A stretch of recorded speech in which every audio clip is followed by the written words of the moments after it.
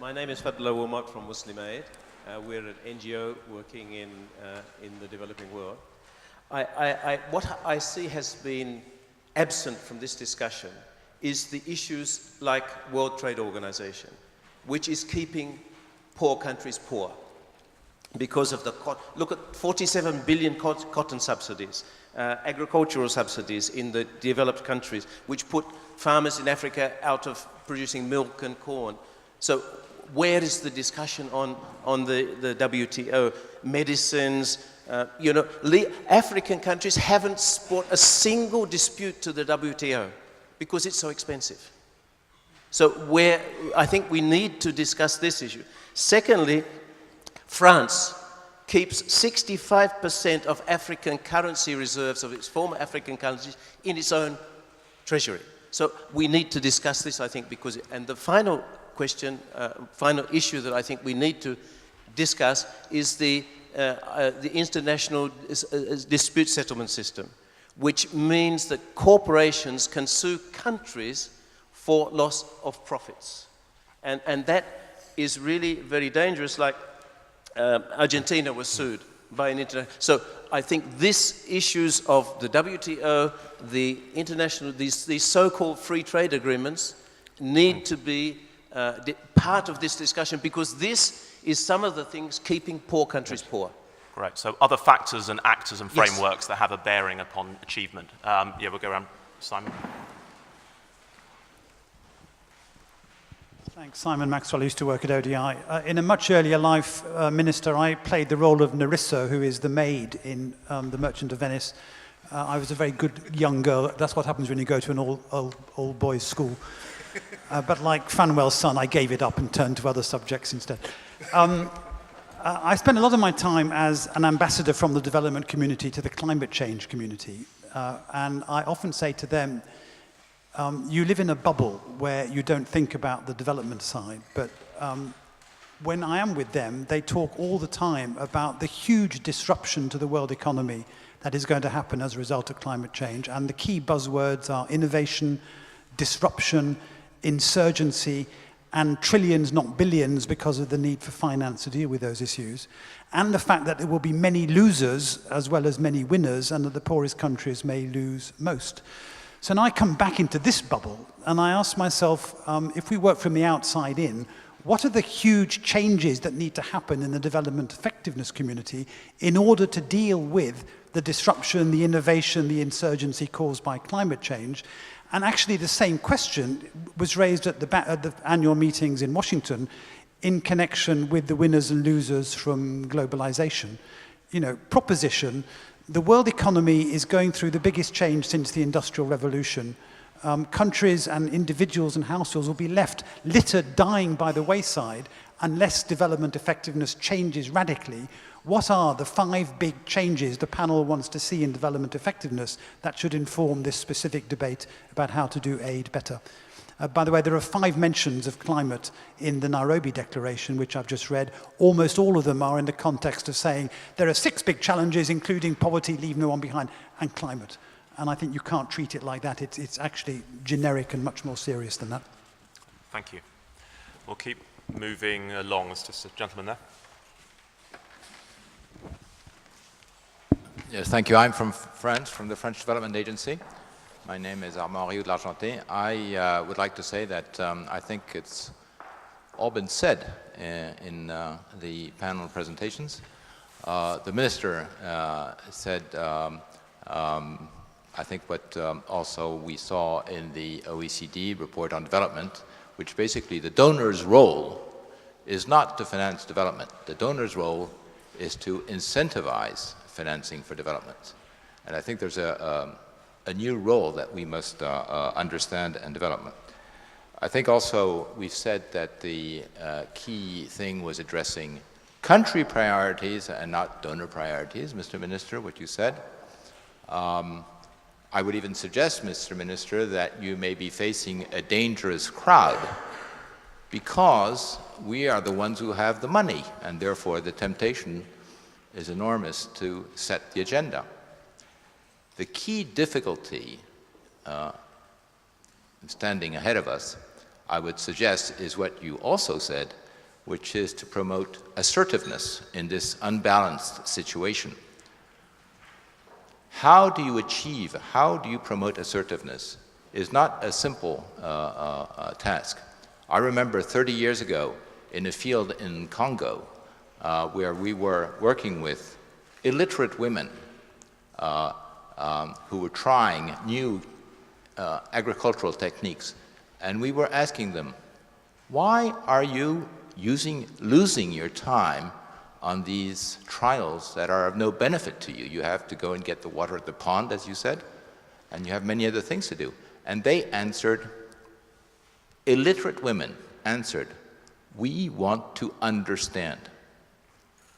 I think this, in my experience, struck me by the fact that we here were engaging the local population. And that is what in my agency now we find important. We tend to think a bit provocatively that the resources do not need to be moved from the north to the south. The resources are already there. What we need to do is to engage the local actors. Thank you. Can I just say, what do you think that means for Nairobi? What does that mean to Nairobi? To achieve effective capacity development. I think it has to do with local country systems, but not only budget preparation and budget execution. Every system at all levels, in local government and extension services, etc. Brilliant. Thank you. Go one along. And just while the mic's moving, can you just quickly, if you are from the private sector, can you just put up your hand just to see how many of these people we need to incentivize are here? Okay. One, okay, sorry, very bravely. If you used to work for the private sector or have done at any point, let's go a bit more generously. Okay, there's a few of us. Okay, Mark, yeah. Mark in the corner, you'll be busy at coffee break. Okay, Jesse.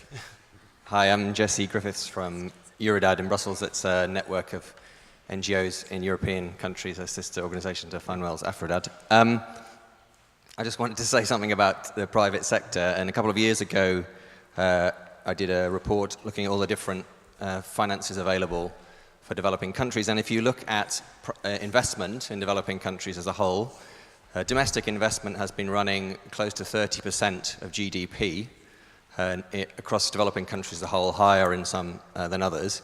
Most of that, of course, is private investment. Foreign direct investment was running a little less than 4% of GDP. So for me, the private sector and private investment discussion is a domestic. We should always start with domestic resources. The second point, of course, in most developing countries, the private sector is overwhelmingly small and medium enterprises. So we should be talking about domestic resources and small and medium enterprises. And I want to link this to two things the panel have said. So Brenda tells us that despite many commitments to untie aid, we've still got 50% going to companies from the donor countries. So for me, this is Fanwell's point. If we don't live up to these old commitments, and we're serious about supporting the private sector in developing countries, which means supporting domestic investment, which means supporting small and medium enterprises, and yet most aid is still being tied to donor companies, which means multinational enterprises, I think there's a huge disconnect. So for me in Nairobi or at the OECD, unless we get a much stronger commitment to untie all aid, I think we're going down the wrong path entirely. Right, thank you. I can take one more intervention if anyone would like to come in at this point before others. Sorry. I was told to move seamlessly from one side to the other, but thank you for disrupting that. Great. Hi, good morning. Very interesting opening panel. I'm Sam Attridge from the Commonwealth. I'm the head of finance and development policy. I was struck, Brenda, by the statistic about 51% of ODA going through country systems, and I wonder how that compares with the previous survey. But I think there is this issue here, tension around this drive for delivering results and the risks attached or perceived in using country systems. And there are, and we've spoken about the kind of positive spillovers and externalities of using public systems and building capacity. And I wonder whether or not, and I've read the outcome document, the draft document, if there's something like we've already recognized the payback in investing in supporting countries to increase their domestic revenue mobilisation, the Addison initiative, and I think there's some statistics from the OECD where I think the payback is over 100% for each dollar spent in supporting capacity building in tax. Is there not something that we should be doing in terms of committing a particular percentage in terms of supporting countries build their PFM systems, given all these benefits? And I wonder then, do we know how much of ODA is actually used in terms of building PFM systems? Thanks. Thank you very much. We're running a little bit over time. What I'm going to ask the panel, I think we'll go in reverse order so that we give the Honourable Minister the final word in this session. But I'll ask the panelists just to pick a point or maybe a point each. We have something around the breadth of actors and systems, how this connects with other things, which maybe speaks a little bit to other bubbles. Bubble around WTO, where are we in sustainable development goals, climate agenda, not just a few token mentions, but what does this mean to mainstream it in some respect. A couple of areas where on country priorities, local systems, untying aid, we haven't got the answers yet coming through the room about what those harder, higher power incentives are and what they look like to try and get action. And then a candidate for a particular additional commitment or something coming that I can document around revenue and local systems. But if you can maybe, we'll start with Fanwell, pick one of those that you like and then also maybe give us a point around, by the end of tomorrow, the thing I really want this group to have told me is. Climate change. Climate change is something that we cannot ignore, as you say. And that's why I said in my presentation that what we need to be asking ourselves is, what is it in the Sustainable Development Goals that needs to get into the development effectiveness framework? And I think Sustainable Development Goals recognize the importance of climate change and the importance of all these things to come in there. So we need, as part of the review in Nairobi, we need to think about what is it that we're going to miss out if we continue on this same framework in the achievement of the Sustainable Development Goals. And I think it makes some logic to assume and think that issues like climate change and all the other things outside that bubble, which are now part of the Sustainable Development Goals, should come into that. So that would be my comment. I don't have an answer yet on how we're going to do that, but I think it's obvious that if we have to achieve the Sustainable Development Goals, we need to do that. When it comes to untied aid, country systems, I think nothing new is being said. Everyone knows that when you talk about private sector, in our own countries, where I come from a least developed country.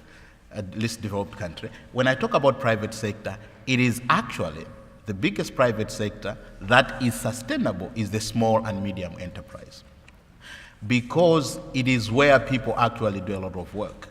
And then these are the ones that are less funded.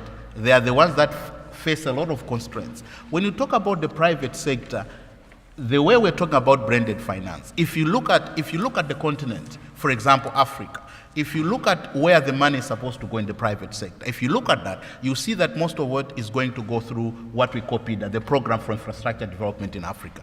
But if you have a map of PIDA, you look at all that construction, it's about big industrial communication channels that actually prepare Africa to be a net exporter and importer of goods. It's not about connecting one community to the other. So when you talk about the private sector, we are still in that scenario where we are saying, what type of infrastructure, what type of PPPs, what type of branded finance should we put in Africa that it saves us? That's another way of looking at it, which should be the opposite. So and that's why country ownership is extremely important, because country ownership will deal with these issues and say, who are the people? And when I talk about country ownership, I'm not only talking about the government. Wonderful. Thank you very much. Go to Brenda, a point or something that you want to take away from this.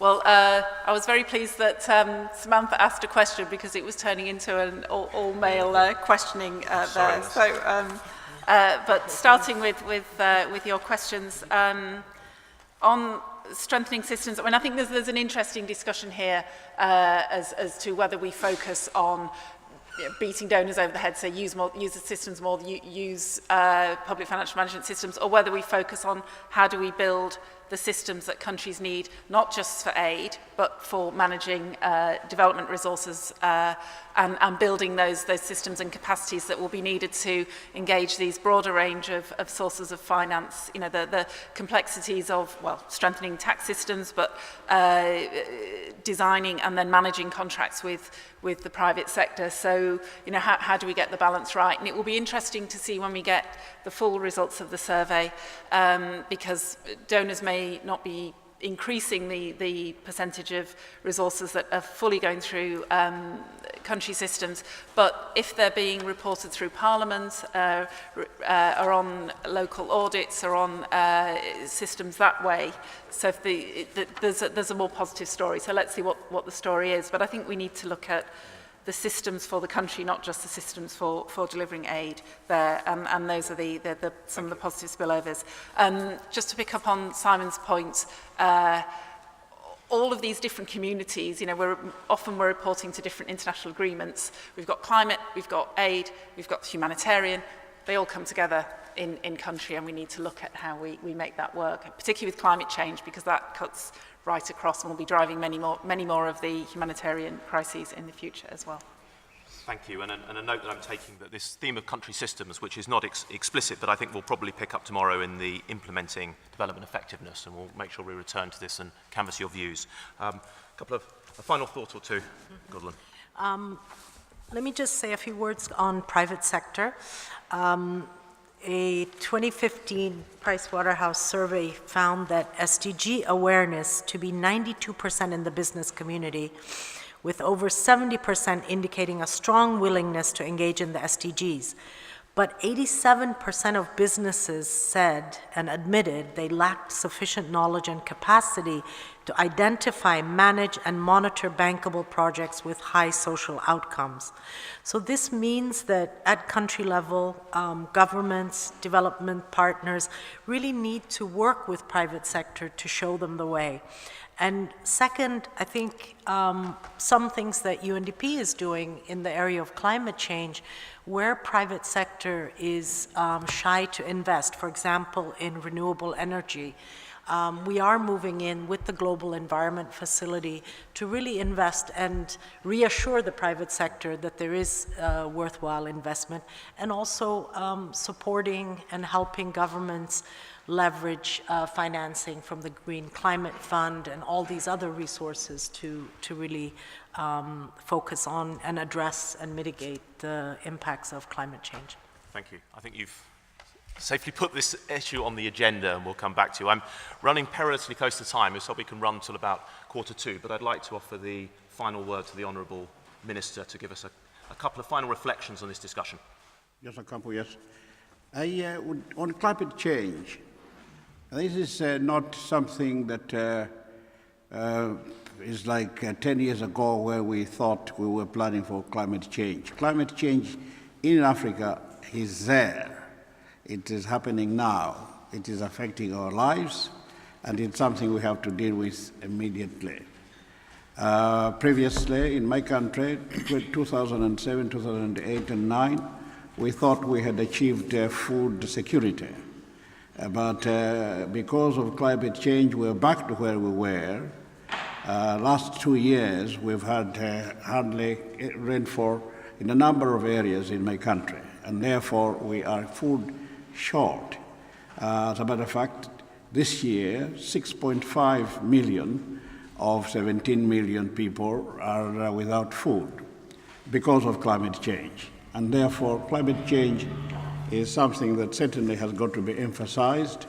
It has not been emphasized enough in previous discussions, and I would hope that in Nairobi, as my colleague has said, it will be one of the more important things that we should take up.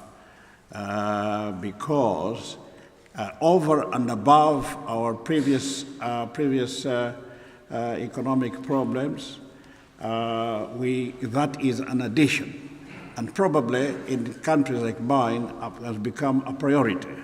You have to solve it, or else anything else you do will be irrelevant. You have to really focus on climate change. We're doing that now, and we're having a lot of help. I must thank the donors for that. On the question of what we ought to be doing, I think my colleague has said that let's not discard some of the things that we thought were important and useful and search for new things. I agree. But some of these things that we agreed that were wise to do, like ownership and leadership, are certainly important. All we are saying is that they should be improved. In my country, for example, I'll give you an example, the donors, to answer a colleague who was there, I think he's there, the donors felt very strongly that we should introduce cash transfer system to improve on a number of poverty issues that we have. They pushed it so hard. We were rather reticent about it, but they proved it so hard that it became a priority. What will happen is that and in a number of cases where things are pushed the way they are, then later on they give up. They don't provide resources for that sort of initiative. And we have to look for resources to continue with these. Here comes in the importance of ownership and leadership. Probably if we were left to ourselves, this would not have been something that would have prioritized. Another one, I think the British government, with apologies, very wisely thought that if our medical systems were going to work, they should support us by providing 50% more salaries of doctors and nurses. And that worked very well, except that 3 years after, they got out of it. And we had to continue with this baggage. We don't have the money to continue with a system only that will be intended for doctors. So we have to increase salaries for almost everybody to the extent that the doctors were getting. And the result is a huge wage bill that is quite a drag on our development. That is why we are saying that leadership and ownership of programs should be respected. I agree with you that we should take into account that those who are asking that this should be changed have the money. In other words, you're saying he who has money has got to decide what is going to be a priority. Where in some cases, yes, but in a number of cases, no. My colleague has just said, for example, that in the health service in Malawi now, a huge amount of requirements is taken up by the donors. Unfortunately, just 2 years ago, they dropped us and said there will be no budgetary support. We have now to carry on that huge, it's not a burden, but a huge expenditure that we cannot really support.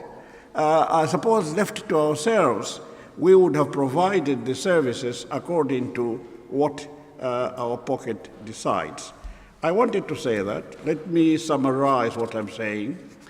I am saying that some of the things that we decided to be wise and principles in Paris, Busan, and so forth, certainly continue to be wise, but let's take into account the practical experience that we've had with them and improve on them so that they can be more usable for the SDGs. For climate, I am saying that if we do not take this matter up in Nairobi, then as far as a number of African countries are concerned, that meeting will not be useful because climate change has now become the highest priority that we have to deal with. These are the points that I wanted to make. Thank you. Thank you so much. Minister. Well, it sounds like, what do we take away from this going into coffee? At some level, we already know what we need to do. Some of the ingredients of the development effectiveness agenda remain just as pertinent as they did through some of the other agreements, Paris, Accra, Busan. It's just that there are two problems. We're not doing some of those things, and we haven't quite worked out how to incentivize that change. And what I think we've heard very powerfully from the Minister is what some of the consequences of not doing those things are. This isn't just, I mean, the monitoring is important, but the consequence of that failure to deliver is critically important. So one of it is not delivering what we said we would do. The second thing, this framework is somehow incomplete or insufficient for what we are talking about this agenda. Maybe there's two particular ways I might present that to you. The first is this notion of the participation of the multi-stakeholders, the private sector. We hear that some of the agreements are relevant, but how do we actually engage those actors? What does that actually look like? So that's something about actor participation. The second on scope. Given that we are in an SDG agenda, given that we are post-COP, into a climate sustainable development agenda, what does it mean to increase that scope to incorporate the sustainable development into the otherwise conventional development effectiveness agenda? So some changes and some tweaks to the traditional agenda. If you look at the conference notes, ODI colleagues have set out what we think some of those specific propositions should do, but also two quite fundamental improvements and enhancements in scope and actor participation. I'd like to ask you to join me in thanking our panel, Honourable Minister Gondwe, and also Fanwell, Brenda and Goulden for setting us off so well. We'll go into coffee. David will tell us how many negative minutes we have to have coffee and where we need to be afterwards. But I think you'll agree with me, it's been a really helpful and valuable session set off ably by a distinguished panel. So let's have a round of applause and then hear from David before we go.